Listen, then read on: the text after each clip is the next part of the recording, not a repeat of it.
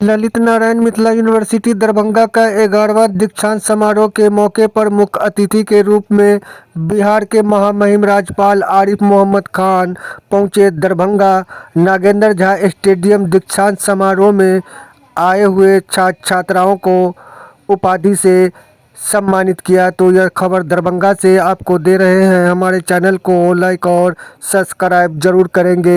हर खबर हम आप तक पहुंचाते रहेंगे और दिन में भी आपको इस खबर को दिखाया है और विस्तार से पूरा संबोधन भाषण महामहिम बिहार के राज्यपाल आरिफ मोहम्मद खान के पूरे संबोधन भाषण को हम आपको सुनवा रहे हैं। पूरे वीडियो को आप जरूर देखेंगे, एक एक बात सुनने वाली है। पूरा वीडियो जरूर देखें, चैनल करें सब्सक्राइब।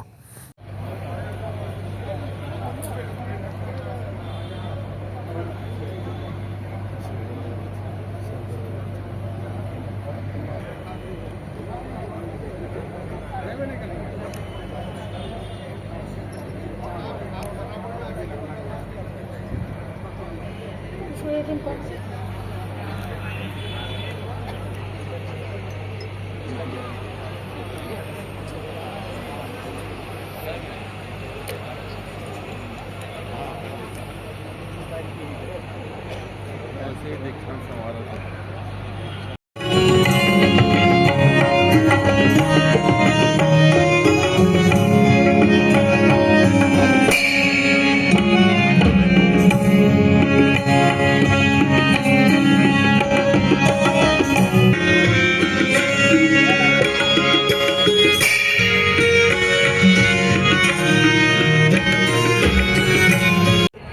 से कानून की डिग्री प्राप्त की।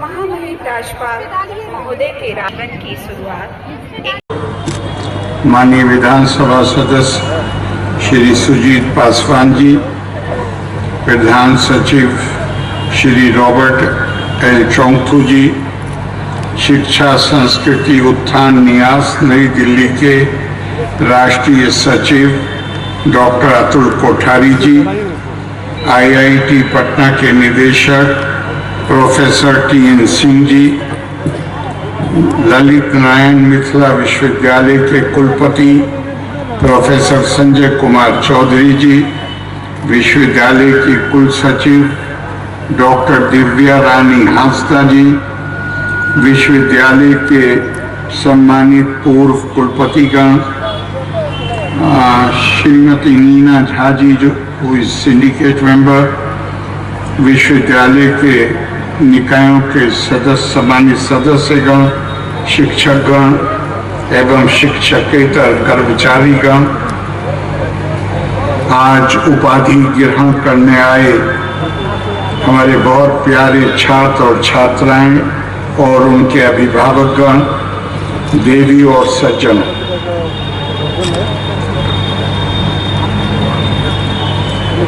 दीक्षांत समारोह छात्रों के शैक्षणिक जीवन में एक विशेष दिन है, क्योंकि अपने अपने चुने हुए क्षेत्रों में ज्ञान की समर्पित खोज के वर्षों बाद उन्हें अपनी कड़ी मेहनत से अर्जित शैक्षणिक उपाधि मिलती। मैं आज ललित नारायण मिथिला विश्वविद्यालय दरभंगा के 11वें दीक्षांत समारोह के अवसर पर सभी डिग्री प्राप्तकर्ताओं को आपकी शानदार उपलब्धियों पर बधाई देता हूं और आपके उज्जवल भविष्य की कामना करता हूं।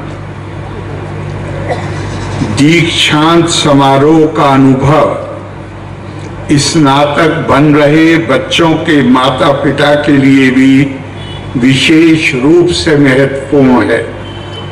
हर छात्र की उपलब्धियों के पीछे उनके माता पिता का त्याग, उनके गुरुओं का समर्पण, प्रेरणा और प्रोत्साहन होता है।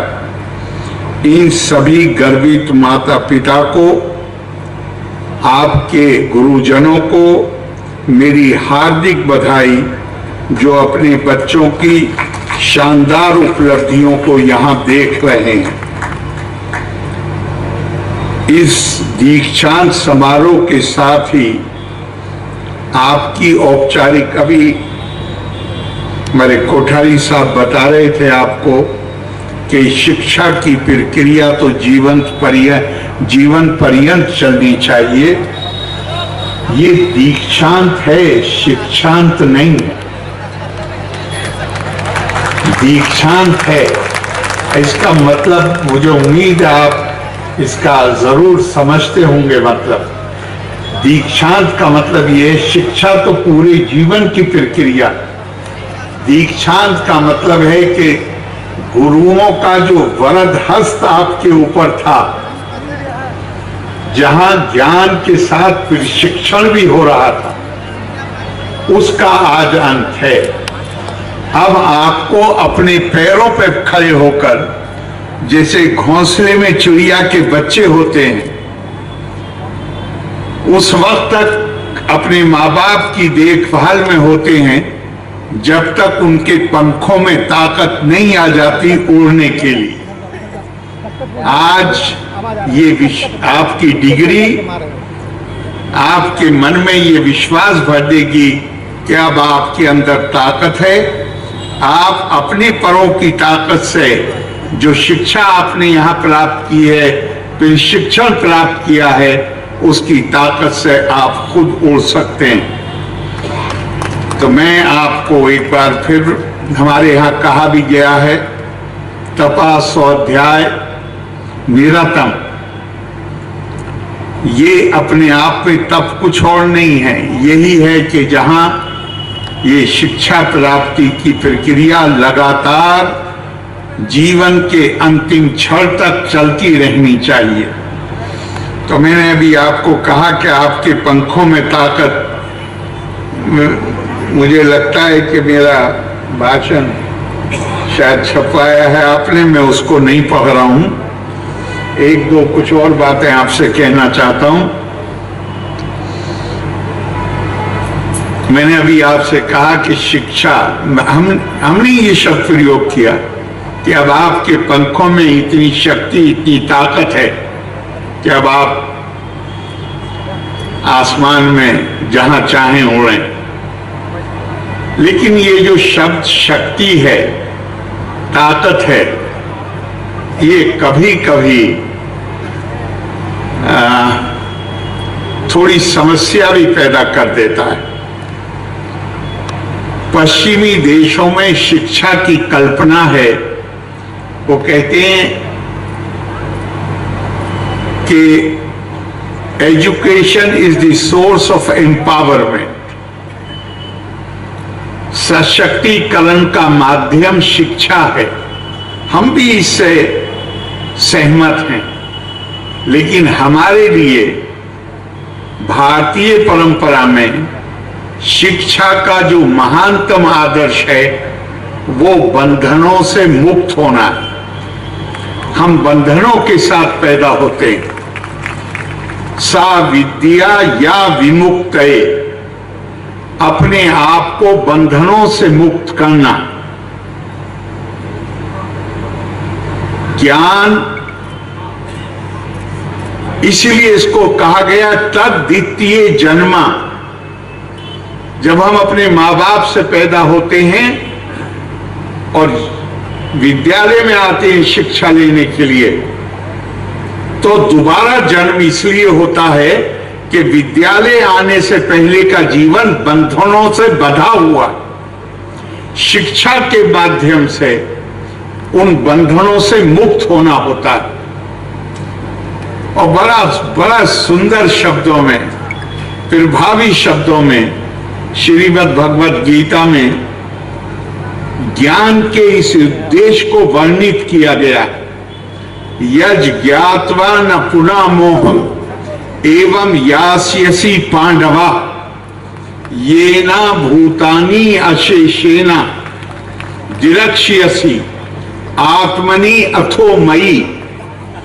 ज्ञान, भगवान कृष्ण अर्जुन से कहते हैं, ये ज्ञान वो है जिसे प्राप्त करने के बाद फिर तुम किसी मोह का शिकार नहीं बनोगे।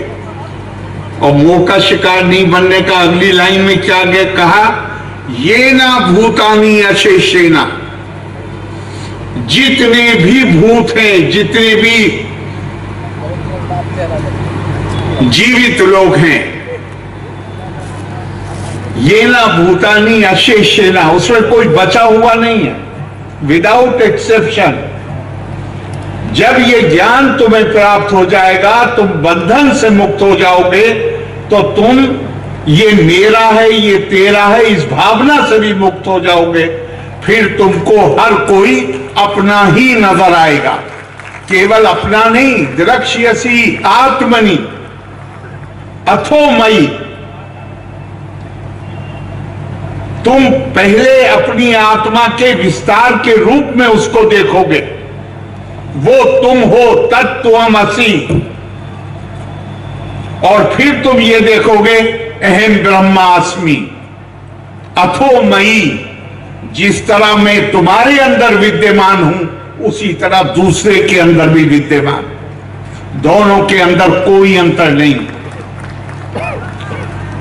ताकत, शक्ति, हम ज्ञान के साथ साथ शक्ति के भी उपासक हैं, लेकिन कैसी शक्ति? उससे पहले मैं एक और बात कहता हूं कि विद्या का उद्देश्य, आज जो ग्रेजुएशन करके जा रहे हैं उनसे मैं खास तौर से ये विनती कर रहा हूं। हमारे यहां क्या बता, विद्या ददाति विनयम विनयाद याति पात्रतम पात्रत्वाम धनम आपनोति धनाद धर्मम ततो सुखम। अगर विद्या प्राप्त करने के बाद आदमी के अंदर विनय और विनम्रता की भावना नहीं जागती, तो फिर वो विद्या अपना उद्देश्य की पूर्ति नहीं कर रही। जब विनम्रता, मैं एक बार दिल्ली में इंडिया इंटरनेशनल सेंटर में तिब्बतन कैलीग्राफी, तिब्बती भाषा को बड़ा सुंदर, उसकी कैलीग्राफी, उसको हाथ से लिखा जाता है, उसकी एक एग्जीबिशन थी। उन्होंने मुझे बुलाया उसके उद्घाटन के लिए, और जो उद्घाटन करता होता है उसको आमतौर से कोई भेंट दी जाती है। उन्होंने एक भेंट दी। घर मुझे, मैंने उनसे पूछा कि भाई आपने ये मुझे दिया है, इसका मुझे अर्थ तो बता दीजिए कि क्या है। तो उन्होंने कहा कि तिब्बत के एक महान भक्ति के कवि संत थे, उनकी कविता की एक लाइन है जिसका अर्थ यह है कि तुम अपनी विनम्रता में जितना झुकते चले जाओगे, प्रकृति तुम्हें उतना ही ऊंचा उठाती चली जाएगी। इसको कभी जीवन में याद रखिएगा। विनम्रता, विनय का भाव आपके लिए 100 बंद दरवाजों को खोल देगा। और हमारे यहां जो ये आध्यात्मिकता का, हम तो कहते हैं हमारी संस्कृति का आधार ही आध्यात्मिकता है। कोठारी साहब ने अभी कहा कि क्या हमने अपने साथ जुल्म किया है। हमने धर्म को रिलीजन के अर्थ में इस्तेमाल करना शुरू कर दिया। धर्म तो दायित्व है, कर्तव्य है। अमृत कोश में 18 उसके अनुवाद दिए हुए हैं, उसके अर्थ दिए हुए हैं। उनमें एक वो भी है जिसको हम रिलीजन कह सकते हैं, पंथ कह सकते हैं, आस्था की अभिव्यक्ति का तरीका कह सकते हैं। तो ये इंसान में इसलिए कहा गया कि जानवर में और इंसान में क्या फर्क है। हमारी कोई भी जीव हो, इच्छाएं एक ही हैं, धर्मों ही अनेकों विशेष हो। धर्म का मतलब है सही और गलत के बीच में फर्क करने की समझ, नैतिक और अनैतिक के बीच में जो उसके बीच में अंतर करने की समझ, मर्यादा का सम्मान करने की समझ, ये मानव के अलावा किसी दूसरे जीव में नहीं। और मैं तो आपको इससे आगे बढ़ के कहूंगा कि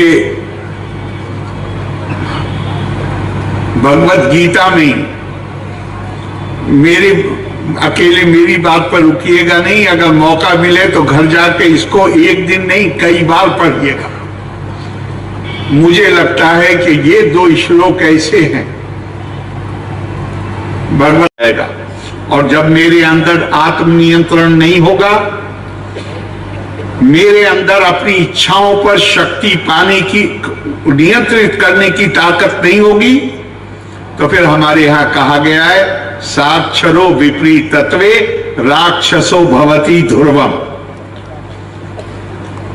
जहां पर देखिए, दुनिया के इतिहास पर नजर डालिए, इस दुनिया को जितनी हानि पढ़े लिखे लोगों ने पहुंचाई है, उतनी बेपढ़े लिखों ने नहीं पहुंचाई।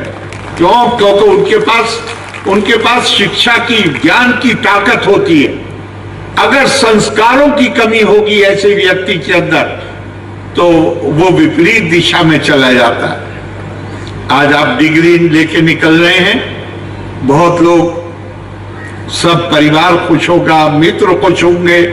बस एक ध्यान रखिएगा कि ये खुशी मद में नहीं बदलनी चाहिए। क्या सुंदर बात हमारी परंपरा में कही गई है, विद्या मदो धना मदो तृतीय अभिजनो मदा। विद्या भी नशा पैदा करती है, ज्ञान, धन भी नशा पैदा करता है। आदमी के किस कुल से आता है, मेरे पूर्वजों की क्या उपलब्धियां हैं, वो भी नशा पैदा करता है। एता मदा अवलिप्ता नाम, ये नशा किसको होता है? जो लघु बुद्धि के लोग, उनके अंदर विद्या, धन और कुल नशे का काम करते हैं। एता एवा सताम दमा। लेकिन यही विद्या, यही धन, यही कुल सात्विक प्रवृत्ति के आदमी के अंदर मद नहीं, दम पैदा करती है। दम का मतलब है मैं अपनी मुझे अपनी इच्छाओं को नियंत्रित रखना है। हर चीज जो मुझे अच्छी लगे, मुझे यह हक नहीं है कि मैं बढ़ के उसको छीनने की कोशिश करूं। नहीं, मेरे अंदर विनम्रता होनी चाहिए, मेरे अंदर दूसरों के सम्मान करने की भावना होनी चाहिए। और जितना अभी मैंने आपसे कहा, वो तिब्बतन कैलीग्राफी के अंदर बिल्कुल, मैं आपको ये ज्ञान की बात नहीं बता रहा हूं, अपने जाती तजर्बे की बात भी बता रहा हूं। विनम्रता में आप जितना झुकेंगे, ये सारा ब्रह्मांड मिल के कोशिश करता है आपको उतना ही ऊपर उठाने की। ये बुनियादी चीजें हैं जो हमारी परंपरा हमें, भारतीय संस्कृति, भारतीय परंपरा हमें सिखाती है। मैं आपको एक बार फिर, ये मिथिला की धरती है, यहाँ ये फोटो लगे हुए हैं राजा जनक से लेकर, और आखिर में मैं नहीं देख पा रहा हूं किसका है। ये ज्ञान की धरती, ये आध्यात्मिकता की धरती। यहां पे जो पुस्तकें हमें बताती हैं, यहां पे जो संवाद हुए, आज तक उन रहस्यों को दुनिया जानने की कोशिश कर रही है। आपको इस यूनिवर्सिटी में, मिथिला की इस यूनिवर्सिटी में आपको शिक्षा अर्जन का मौका मिला, ये अपने आप में सौभाग्य की बात। मैं आपको बहुत बहुत बधाई एक बार फिर देता हूं, अपनी शुभकामनाएं देता हूं और आशा करता हूं कि आने वाले जीवन में स्वामी विवेकानंद के शब्दों के अनुसार आप केवल अपने लिए नहीं जिएंगे, बल्कि आप अपने आप को दूसरों के लिए भी समर्पित कर देंगे। बहुत बहुत धन्यवाद। लोका समस्ता सुखिनो भवन्तु। जय हिंद। बिहार के राज्यपाल आरिफ मोहम्मद खान पहुंच चुके हैं दरभंगा। ललित नारायण मिथिला यूनिवर्सिटी के 11वां दीक्षांत समारोह में विश्वविद्यालय के छात्र छात्राओं को उपाधि से सम्मानित कर रहे हैं। यह तस्वीर है, सीधी तस्वीर आप तक पहुंचा रहे हैं। कार्यक्रम स्थल doctor Nagendra Jha stadium Darbhanga. Mithila university का 11वां दीक्षांत समारोह का यह तस्वीर है। हमारे चैनल को लाइक और सब्सक्राइब जरूर करेंगे। भारत 24 DVG में आपका स्वागत है। पल पल की खबर हम आप तक पहुंचाते रहेंगे। वीडियो में आप देख सकते हैं बिहार के महामहिम राज्यपाल आरिफ मोहम्मद खान के द्वारा उपाधि से सम्मानित किया जा रहा है विश्वविद्यालय के छात्र छात्राओं को। इस मौके पर हजारों की संख्या में लोग यहाँ विश्वविद्यालय डॉक्टर नागेंद्र झा स्टेडियम में पहुंचे हैं। तस्वीरों में आप देख सकते हैं आरिफ मोहम्मद खान बिहार के राज्यपाल के हाथों उपाधि से सम्मानित किया जा रहा है मिथिला विश्वविद्यालय दरभंगा के स्टूडेंट को।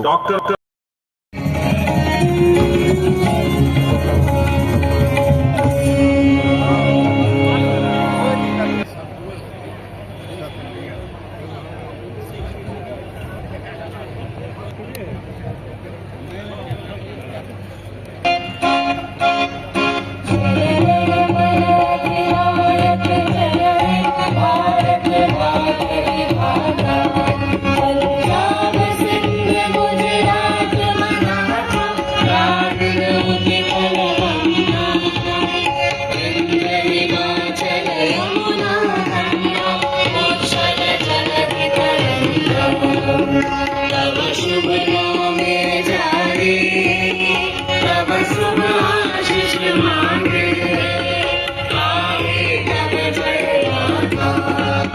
जन गण मंगल दायक जय, भारत भाग्य विधाता।